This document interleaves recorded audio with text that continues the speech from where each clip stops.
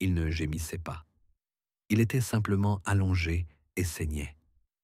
Depuis début janvier, tous les jours, on changeait ses draps 6 fois par jour. Les embaumeurs royaux, que la reine-mère avait fait garder dans l'aile voisine en cas de mort subite, murmuraient « Il est déjà mort, c'est la peau qui pourrit ». Ferdinand IV, roi de Castille et de Léon, dernier descendant d'une vieille branche, a commencé à se vider de son sang le 5 janvier, juste après l'Épiphanie. Dans le rapport du moine Albérico, témoin de la messe du soir, il est écrit « Pendant l'onction, Sa Majesté a commencé à transpirer, mais pas de sueur, plutôt d'une substance épaisse et grisâtre qui dégageait une odeur nauséabonde. Les médecins ont d'abord pensé à un abcès purulent. Ils ont lavé la plaie et appliqué un bandage imprégné de miel et de romarin. Mais le lendemain, le bandage avait glissé et le corps était devenu glissant, comme s'il était enduit d'huile de l'intérieur. Jusqu'alors, il ne s'était presque pas plaint. Après être tombé de cheval en décembre, il boitait, se plaignait de démangeaisons à l'aine et ne sentait parfois plus ses doigts. Le chambellan Sanchez disait « Il disait qu'il avait des fourmis sous la peau ». Les médecins ont prescrit une saignée, une décoction de sauge et un jeûne strict. Mais une semaine après sa chute, une odeur est apparue. Elle n'était pas immédiatement reconnaissable. Ce n'était ni du sang, ni de la sueur, mais quelque chose de chaud et d'acide, comme du vin tourné. Après cela, les servantes refusèrent de dormir dans la chambre du monarque. Elles furent remplacées par des garçons de l'école du monastère. À la fin du mois de janvier, le roi ne mangeait presque plus. On lui broyait la nourriture en bouillie, on la diluait avec du lait, et on la lui servait dans une cuillère en argile. Mais il n'ouvrait presque pas la bouche. Ses lèvres étaient gercées. La salive coulait sur son menton. Note du chirurgien de la cour, de Ribera. L'état de la peau est flasque. Il y a un dépôt dans la cavité buccale. La température est normale. Mais on observe un gonflement dans la partie inférieure de l'abdomen, accompagné d'évaporation cutanée. Il souligna « Cela ne provient pas de la plaie, cela provient de la peau ». Cela dépassait l'entendement médical de l'époque. Un médecin de Salamanque tenta d'appliquer la méthode de l'évaporation. On apporta dans la chambre du charbon brûlant imbibé de résine et de vinaigre. On suspendit au-dessus du corps des sachets remplis de myrrhe. Mais l'odeur s'intensifia. Les serviteurs qui montaient la garde pendant la nuit se plaignaient de maux de tête, d'éruptions cutanées et de nausées. Le valet de chambre demanda à être muté. Il fut remplacé par un jeune homme qui, 3 jours plus tard, se jeta dans le jardin du monastère.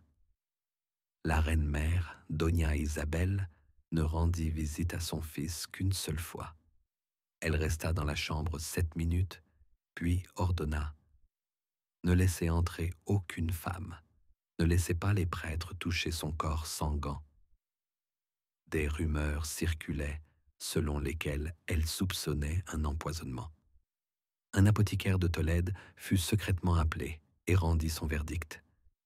Ce n'est pas du poison, c'est à l'intérieur, c'est anormal. Au cours de la 2e semaine de février, une plaie s'ouvrit dans la région de l'aine. La peau autour devint noire comme brûlée. En changeant le pansement, l'un des élèves du docteur Lopez vit quelque chose de blanc, translucide, ressemblant à une larve, sortir de la plaie. Il jeta le pansement au feu. Plus tard, il brûla dans un grand craquement. Les médecins ne firent aucun commentaire. Dans son journal, le pharmacien nota « J'ai vu un mouvement sous la peau. Ce n'était pas une pulsation. Quelque chose se tortillait. Peu à peu, L'accès au corps fut restreint. Seules 3 personnes étaient autorisées à entrer dans la chambre. Le camérier, un moine tenu au silence et le chirurgien lui-même. Des prêtres furent appelés pour confesser le malade, mais ils revenaient à chaque fois sans avoir commencé le sacrement. L'un d'eux disait « Il n'entend pas ». Un autre « Il regarde, mais pas vers moi ». Un aumônier disparut. Son corps fut retrouvé plus tard dans une mine derrière le monastère. Il avait une bande sombre sur le front. La version officielle fut le suicide par faiblesse spirituelle. Le corps de Ferdinand commença à se décomposer. Une cavité se forma dans le bas de son abdomen.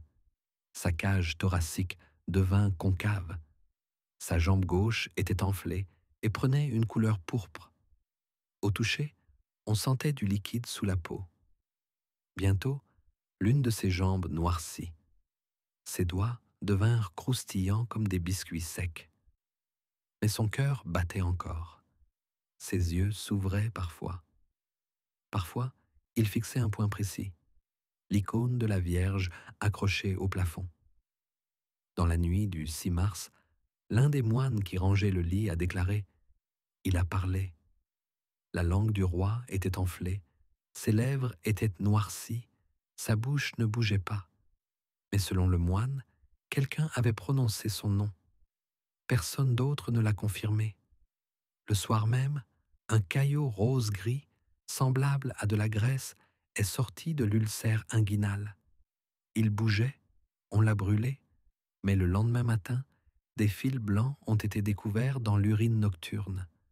L'un des médecins a parlé de vers, un autre de signes de purification. Le troisième n'a rien dit. À la mi-mars, le corps dégageait une température stable, chaud en bas, froid en haut. De nouvelles plaies sont apparues, sur la poitrine, entre les omoplates, sur le front. Certaines suintaient un liquide jaune. Lors du changement de pansement, la peau se détachait de la chair.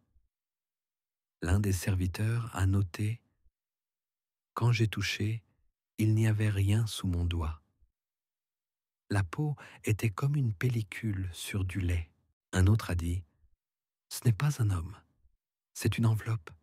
Il pourrit vivant. » Et pourtant, personne n'osait admettre que le roi était mourant. Le chancelier royal a demandé la convocation du conseil, mais le cardinal Rodrigo a insisté. Il se repent. Il n'a pas besoin d'un procès. Il est lui-même un signe. Certains pensaient que la maladie était une punition. D'autres qu'il s'agissait d'un mauvais œil. Des rumeurs de complot ont commencé à circuler. Les noms du cousin d'Henri, de l'infante veuve et même de l'évêque de Navarre ont été mentionnés. Des lettres de menaces commencèrent à arriver dans ses appartements. « S'il meurt, vous brûlerez. Le roi est mort. Le diable est dans son corps. » On trouvait ces messages le matin sous sa porte. Les médecins se mirent à dormir dans une autre aile. Les serviteurs demandaient des primes pour leur garde de nuit. L'un d'eux a exigé d'être renvoyé chez lui avant la Semaine sainte. Il a disparu. À la fin du mois de mars, Ferdinand ne mangeait plus, ne buvait plus, ne bougeait plus. Mais il ne mourait pas. Son pouls était faible. La température dans l'aine était élevée. L'aine était couverte d'ulcères et noircie. Un liquide mêlé de pus sombre s'en écoulait. L'un des médecins coupa secrètement un morceau de tissu et l'envoya à Séville pour analyse. La réponse arriva une semaine plus tard. La structure se désagrège. Ce n'est pas une inflammation, c'est la décomposition. Mais tant qu'il avait la couronne sur la tête, il était roi. Lorsqu'un deuxième ulcère s'ouvrit à l'intérieur de la cuisse, la peau se déchira le long des vaisseaux sanguins, fine et tendue comme du parchemin. Un liquide gris-jaune strié s'écoula de la plaie.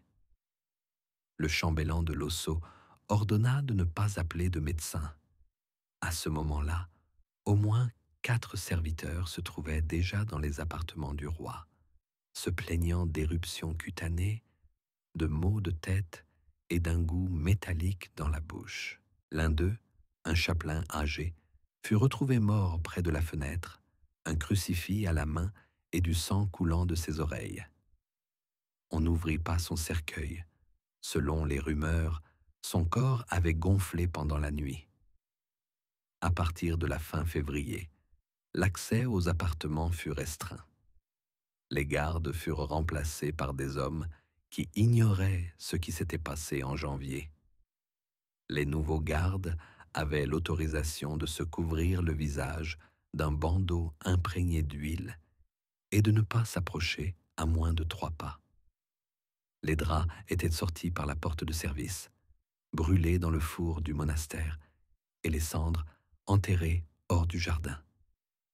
Extrait d'une lettre du moine Alberto di Tarco.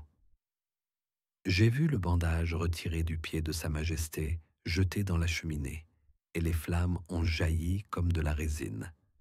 L'odeur a persisté jusqu'au soir. Mon frère a cessé de parler après cela. Les serviteurs qui entraient dans la chambre restaient silencieux. Ils n'avaient pas le droit de mentionner l'état physique du monarque. Tout mot évoquant la douleur, les liquides, l'odeur ou les ulcères était considéré comme un crime contre la couronne. L'un des pages, un garçon de Navarre, ne put le supporter. Il s'enfuit dans le jardin du monastère, se tordit de douleur et répéta « Il pourrit comme un poisson au soleil ». On le retrouva pendu le lendemain. Les rumeurs s'intensifièrent. Pendant ce temps, le corps continuait à se décomposer. Le roi ne parlait pas, ne bougeait pas, ne mangeait pas. Sa bouche restait entr'ouverte, ses lèvres étaient noires et couvertes de crevasses, sa langue était enflée. D'après la description du pharmacien Balthazar, on dirait qu'il respire à travers sa peau. L'air n'entre et ne sort pas par la bouche, mais par des fissures et des plaies imprégnées de liquide. Les organes internes du roi ne fonctionnaient plus. Tout liquide introduit dans sa bouche ou son nez s'écoulait par l'aine, accompagné d'un mucus trouble et de traces de pus. Les médecins étaient divisés. Certains insistaient pour pratiquer une autopsie, d'autres pour poursuivre les rites de purification. Personne ne prononçait le mot « mort ». L'archevêque de Tolède écrivait dans une lettre privée « Si nous reconnaissons la mort avant l'arrêt de la respiration, nous reconnaissons la victoire du diable. » Il fut décidé de poursuivre les procédures. Enduire le corps de miel, le frotter avec du vinaigre, le fumiger avec de l'encens, lui administrer des gouttes de myrrhe et réciter des prières dans une langue ancienne. En mars, le monarque commença à émettre des sons. Ce n'étaient pas des mots, mais des râles, comme si l'air passait à travers une fourrure mouillée. Parfois, cela ressemblait à une toux, parfois à des sanglots gutturaux. Lorsque l'un des frères de la Miséricorde tenta de lire une prière au-dessus de lui, le roi poussa un cri aigu et un caillot blanc jaillit de sa bouche et frappa l'icône. On le nettoya avec un couteau. Le cardinal Lorenzo ordonna de brûler immédiatement le tissu sur lequel il restait des traces. Le soir même, il disparut. Sa chambre fut occupée sans autorisation. L'humidité dans la chambre s'intensifia. Les murs commencèrent à moisir. De la moisissure apparut sous le lit.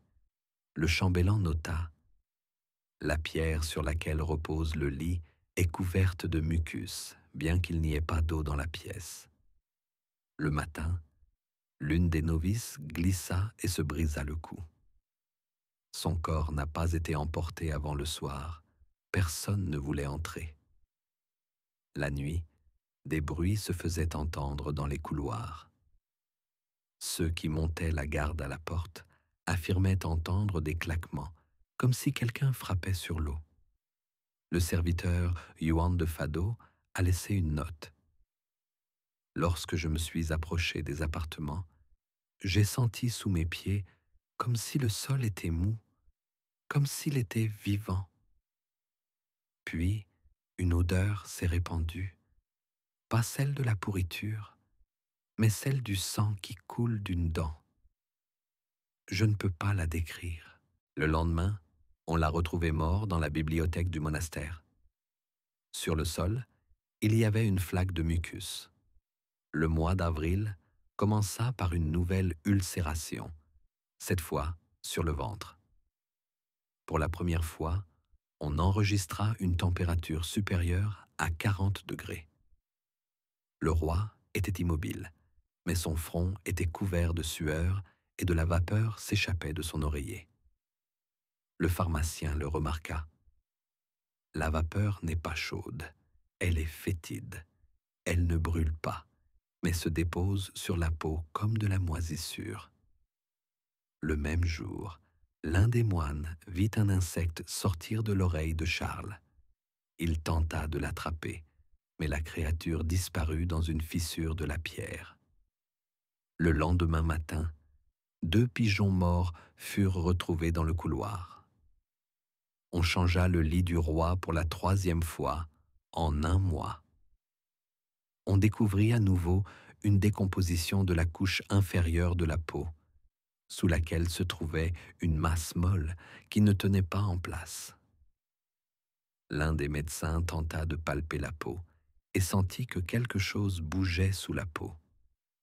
Il dit : « J'ai pensé que c'était un intestin, mais cela ne bougeait pas comme un organe, c'était comme si cela rampait vers ma main. » Les rumeurs se répandaient. Les gens disaient : « Il est mort et il ne meurt pas. Il est puni. Il est né maudit. » Sur les marchés, on disait que la mère du roi était une sorcière, que son sang était impur, qu'il mangeait des rats, que son corps refusait la mort. Le scribe de Arévalo a écrit : « Je suis passé devant la place. Les enfants dessinaient une couronne et un ver sur les murs. Personne ne riait. Tous priaient, mais ils ne savaient pas si c'était pour lui ou contre lui. À la fin du mois d'avril, le corps a commencé à émettre des sons. Un soldat a entendu comme si quelqu'un riait à l'intérieur. Un autre jura avoir vu le lit bouger sans que le roi ne bouge. Un 3e perdit connaissance. Les médecins cessèrent tout contact. Ils placèrent des chiffons imbibés à l'aide de pinces. Ils respiraient à travers des foulards en laine. Personne ne prononçait le mot « mort ». Dernier rapport des gardes. Lorsque nous avons changé le bandage sur l'aine, il était collé. Nous avons tiré, mais un morceau de tissu s'est détaché avec la peau. En dessous, il n'y avait rien. Pas de pus, pas de sang. De l'air, comme dans un chiffon, et du mouvement. Puis ça a coulé. Ça a tout de suite senti mauvais. L'un des serviteurs a crié et s'est enfui. En mai, la chambre du roi était une zone de quarantaine. L'entrée était interdite sauf sur ordre. Quiconque y pénétrait sans autorisation était arrêté. Même les cardinaux se tenaient à la porte et priaient à travers un tissu. Personne ne parlait à voix haute. Personne ne savait s'il était encore en vie. Personne ne voulait le savoir. Mais le corps respirait. Au printemps, la situation dans les appartements devint insupportable. Il fallait changer les draps 3 fois par jour. Ils étaient humides, sombres et lourds de liquide. Les fenêtres étaient clouées pour éviter les courants d'air, mais l'air restait immobile, visqueux, avec un goût de pourriture. Les murs étaient couverts de condensation. On frottait les sols avec du vinaigre et on les aspergeait d'une solution de myrrhe, mais l'odeur ne disparaissait pas. Au début du mois de mars, Le médecin de la cour, von Klamm, nota: l'odeur a changé. Elle n'est plus simplement putride, elle est vivante. Elle s'accroche aux vêtements, reste dans la gorge, les yeux larmoient, des taches apparaissent sur la peau. Le chambellan de Solano, qui accompagnait le médecin, quitta le palais le jour même. Interrogé plus tard, il déclara: j'ai vu quelque chose bouger sous la peau du roi. Cela ne ressemblait pas à des vers, cela pulsait. Il fut envoyé au monastère de San Geronimo. Les serviteurs refusaient d'entrer dans ses appartements. Ils laissaient les plateaux devant la porte. La nourriture restait intacte. Les scribes écrivaient: le souverain reste dans la solitude et le jeûne. Mais ceux qui étaient tout de même autorisés à entrer dans ses appartements voyaient que son corps était comme un sac dégonflé. Sa poitrine s'était affaissée, son ventre s'était enfoncé et son aine était enflée, comme si un nid de serpent s'y cachait. À la fin du mois de mars, des ulcères apparurent à l'intérieur des cuisses. L'un d'eux éclata lors du changement de pansement et laissa échapper un caillot qui, selon la description du chirurgien, ressemblait à un sac rempli de larves pâles, mais dont l'intérieur était constitué d'une substance visqueuse semblable à du pus, avec des fibres. Il tenta de recoudre la plaie, mais l'aiguille ne tenait pas dans la peau. Comme un sac rempli de larves pâles, mais à l'intérieur, il y avait un liquide visqueux, ressemblant à du pus, mais avec des fibres. Il a essayé de recoudre la plaie, mais l'aiguille ne tenait pas dans la peau. Le tissu se déchirait. On a alors simplement pressé le pansement des deux côtés avec des planches enveloppées de tissu. Un conseil médical s'est à nouveau réuni. Il fut proposé d'introduire une décoction de rue dans le nez afin d'atténuer l'odeur. Les embaumeurs refusèrent de s'approcher, invoquant les prescriptions de l'Église. Le cardinal Oviedo insista: il est vivant, donc il est toujours loin du Seigneur. Personne ne s'y opposa, même lorsque de la vapeur noire s'échappa de sous le lit. La nuit, les servantes entendaient des bruits, des craquements comme si quelqu'un bougeait dans un coin, des chuchotements semblables à des respirations à travers un tissu humide. L'une des religieuses, laissée de garde, quitta le couvent sans permission. On la retrouva dans un champ, pieds nus, vêtue d'une soutane déchirée. Elle disait: il m'appelle, mais sa voix ne sort pas de sa bouche. Il est dans les murs. Au début du mois d'avril, le corps a commencé à sécréter un liquide noir. Il s'infiltrait à travers le matelas. Lorsqu'on l'a soulevé, une moisissure sombre est apparue sur le sol. On a essayé de la gratter avec du sel. En vain. Le sol a été remplacé par des planches brûlées de l'intérieur. Une semaine plus tard, des mouches ont commencé à sortir de sous les nouvelles planches. À ce moment-là, l'aine était devenue un trou béant. Le caméraman off a décrit la scène. Il n'y a plus de forme, seulement de l'humidité, une odeur et des tremblements, comme la surface d'un marécage. Les médecins n'ont pas examiné directement l'aine. Ils ont mis des bandages par-dessus, espérant un miracle. Un jour, au petit matin, alors que mon frère Norbert changeait le bandage, un intestin est tombé de la fissure qui s'était ouverte. Il était gris-jaune, couvert de taches. Ils l'ont attrapé avec des pinces et ont essayé de la repousser à l'intérieur, mais en vain. Il a fallu appeler un tailleur pour recoudre les vêtements de cérémonie afin que l'aine soit recouverte de tissu sans toucher le corps. Extrait du rapport du cardinal Lobkowitz. Il respire, mais il n'est pas en vie. Nous sommes assis près du corps. mais il n'y a pas de souffle, seulement des mouvements. L'un des moines a avoué lors de sa confession. Quand je me suis penché vers son oreille, il a dit « Ne prie pas ». Mais ses lèvres ne bougeaient pas. Il a été suspendu de ses fonctions. À la mi-avril, une deuxième plaie est apparue à la base de la colonne vertébrale. Une créature incolore, longue comme un doigt, en est sortie. Elle a rampé sur le drap jusqu'à disparaître sous le matelas. Le serviteur Dominique, qui a vu cela, a brûlé le lit. On l'a retrouvé mort plus tard. Une lettre trouvée dans sa chambre disait « Ce n'est pas un homme, c'est un vide dans lequel vit quelque chose d'autre. » On commença à asperger ses appartements d'eau bénite. On répandit de la cendre sur le sol et on plaça des tissus imprégnés d'encens aux fenêtres. En vain. L'odeur s'intensifiait. Les gardes changeaient 2 fois de vêtements par garde.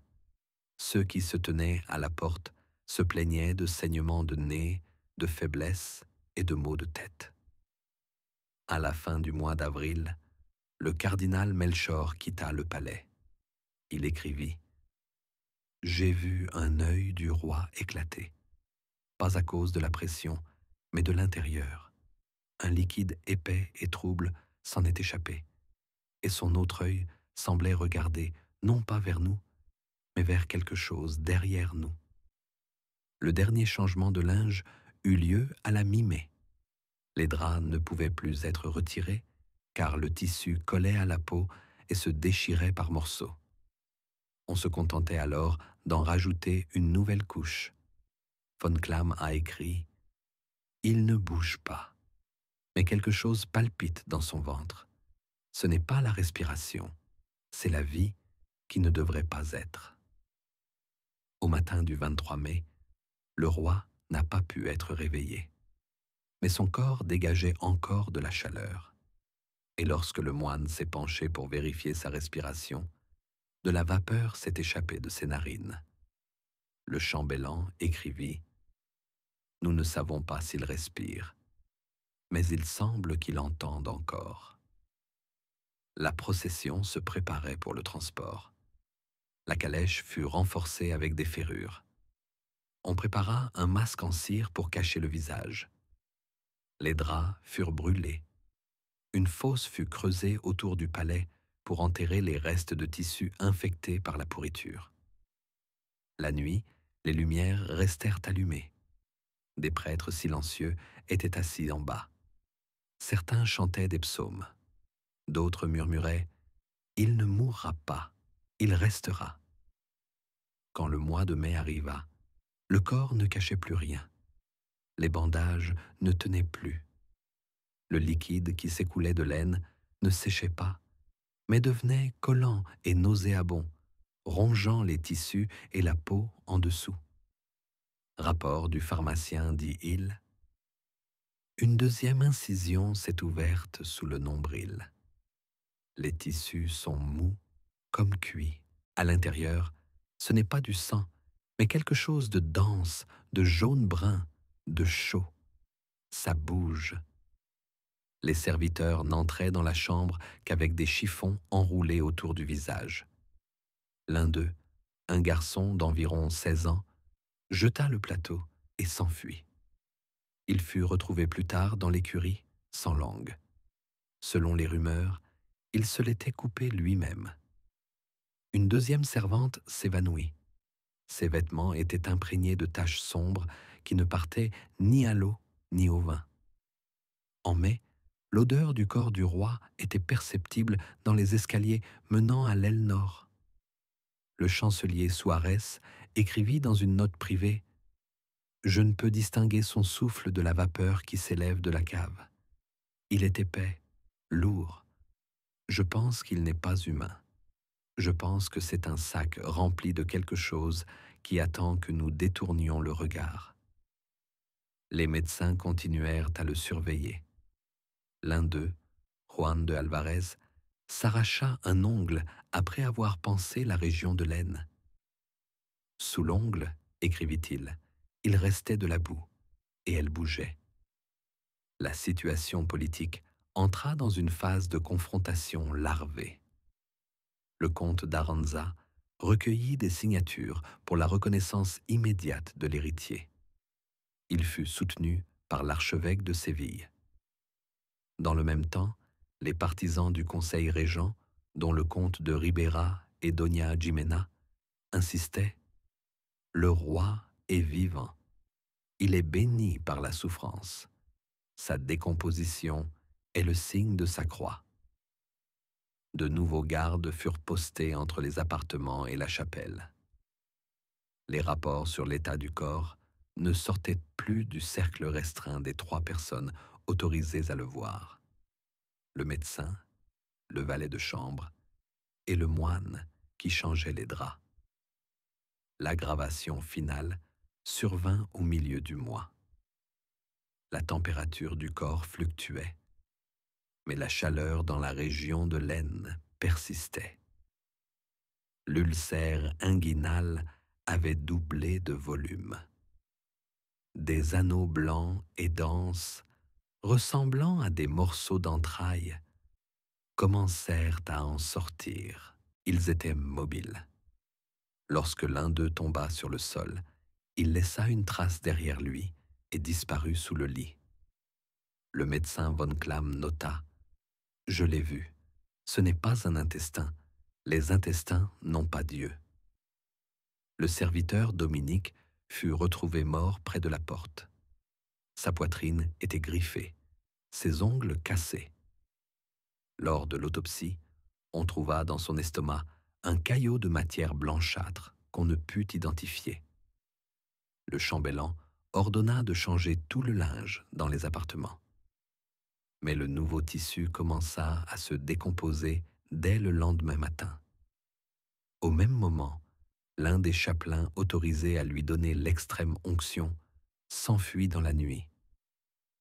Dans un rapport trouvé sur son lit, il avait écrit: « Je lui ai lu le texte, mais les mots ne sortaient pas. Il regardait comme s'il y avait quelqu'un d'autre sous sa peau.